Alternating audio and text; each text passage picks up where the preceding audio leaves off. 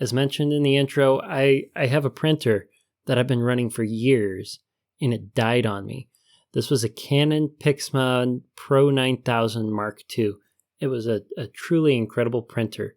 I got it back when I ran Market Buttons. Now, Market Buttons, or MIB as I like to call it, was just what it says, a button business. I used to make pin-back buttons and fridge magnets. I sold primarily on an eBay store that I ran from high school through college. In order to make these products, in order to make the buttons, I wanted something that could print not only really fast, because I was doing sometimes hundreds or thousands of these buttons, but something that could print really high quality. The ink that was going into these would last almost forever. You could leave them out in the sun and they would be resistant to fading. The pictures that are supposed to come out of this are the professional prints that you would make as an artist in order to sell copies of a really expensive painting or drawing or sketch, something like that. So this printer had incredible quality, the absolute best for anything in 2009. That is for a consumer-rated printer, shy of a genuine professional printing setup that you would find at a printer store. It could do the quality prints at a speed that I hadn't seen from any other printer, which made filling those orders of hundreds or thousands wonderfully easy. The printer was very reliable. I almost never had any trouble with it. And it could also produce large format prints. Having gotten into the architectural engineering industry, it was very helpful to be able to print large sheets for drawings to review and mark up and collect as records in my job whenever I had to print from home. Now, that's not to say that the printer was completely free of drawbacks. The upfront cost for this thing was spectacular. I think it cost over $1,000 brand new. And even still today, you can find this printer, even though it's like 13 or 14 years old. You can find new ones on Amazon, same model, for I think nearly $900. The operating cost was also insane. I probably spent on the order over the last 13 years over $5,000 on ink. That might be even conservative on it. The ink cartridges that went into this thing were somewhere between $18 and $30 a pop. And this printer took 8 of them in order to make the high quality prints with the color accuracy that I originally wanted.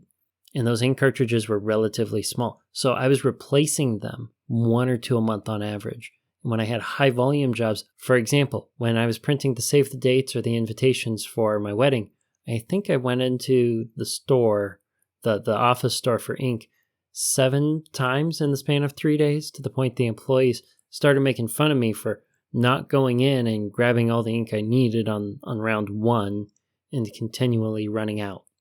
2 more drawbacks. The printer never had wireless printing, which means I always had to be hardwired if I ever wanted to print anything. And that limits proximity. It takes away a USB port on my dock in my current situation that I have.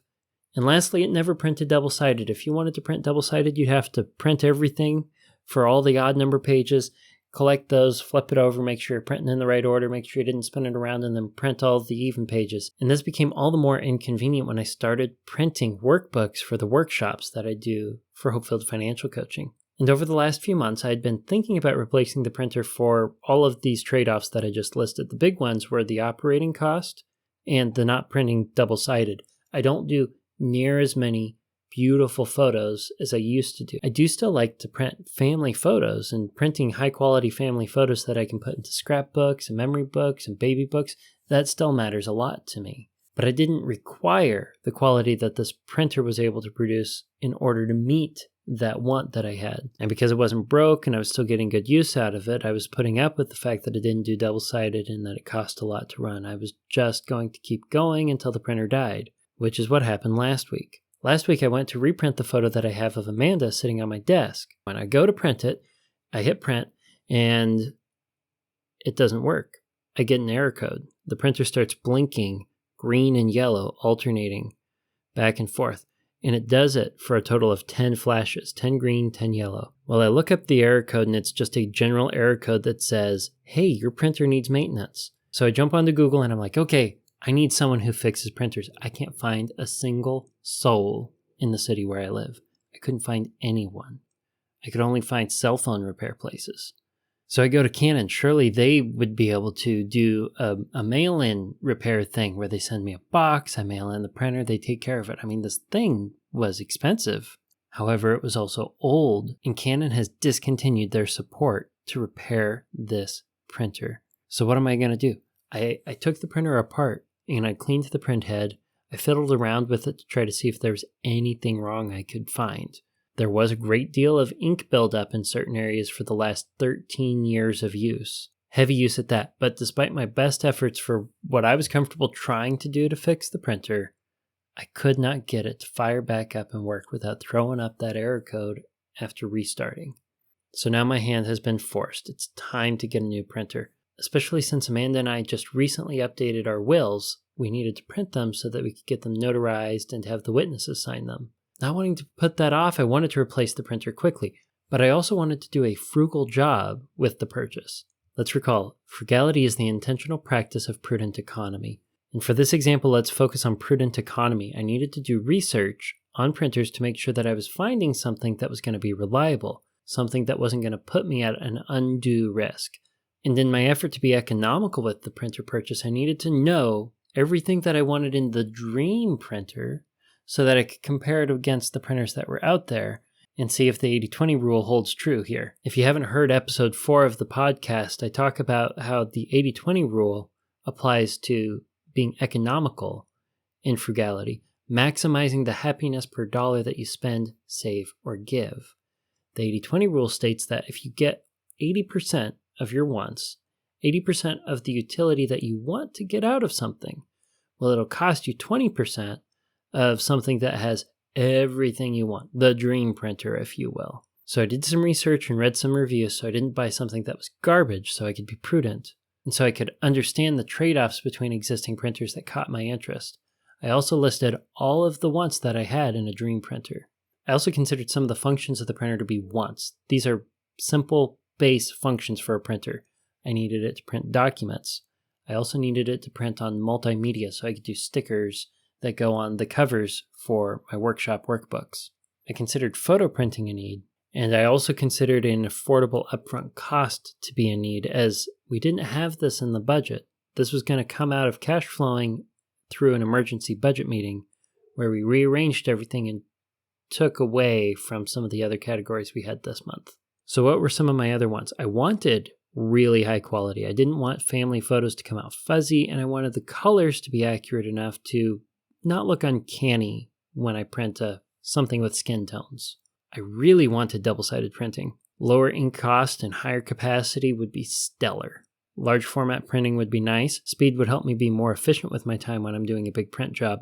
Something that quiet would be nice. It was a want, definitely not a need. Having a photocopier built in would be a really nice feature as we're getting ready to homeschool Oliver. The last two wants that I wrote down were reliability. I didn't want to have to be fixing this thing all the time, and I don't want it jamming up on me all the time. I want this thing to simply exist, do its job, and be dependable. And it would be really awesome if we could print wirelessly to this thing. That way Amanda and I could share the printer without having to share physical space in proximity to the printer to plug directly into it. And I could free up a USB port on my computer dock. All that to say, I considered the wants and needs that were required of the dream printer that would do everything that I could possibly hope for. Everything that I could possibly want a printer to do. I narrowed my options down to the top 2 printers that appealed to me and ran it against my list of wants and needs. I ended up clipping one of them off because it did not print multimedia, and the photos came out fuzzier than the other one. Oddly enough, they were the same price. I settled on a Canon Pixma G7020 printer. It doesn't have the print quality that my previous printer had, that's for sure. It doesn't do large format printing like the alternatives would have, and it is slow. It is significantly more economical, and it doesn't use cartridges to fill up. It uses tanks that are in the printer. You get bottles and you fill them up. One full tank on the printer will print over 6,000 documents. I just think that's cool. And it cost about 25% of the printer that I had that had died. If you take the 3 or 4 wants that I didn't get in this printer, I got about 80% of what I could have wanted in the dream printer for 25% of the cost. This squarely falls roughly in line with the 80-20 rule, and I can happily say that I made a frugal decision in picking this printer. and it's currently sitting behind the camera right over there.